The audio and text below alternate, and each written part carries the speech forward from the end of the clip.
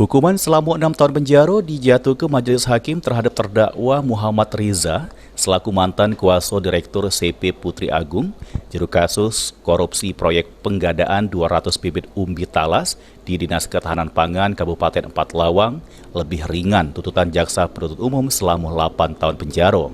Juru putusannya Majelis Hakim nyatoke amun perbuatan terdakwa terbukti melanggar pasal 2 Undang-Undang RI nomor 20 tahun 2001 tentang tindak pidana korupsi.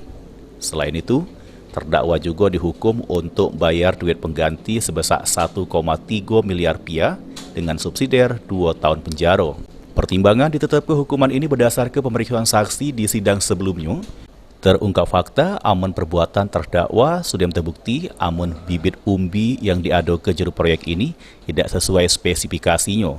Sudah itu tidak tersertifikasi sesuai perjanjian bukti. Atas putusan ini terdakwa ambil sikap pikir-pikir untuk nentu sikap apa bakal nerima putusan apa tidak. Sri Febri Andi, Val TV.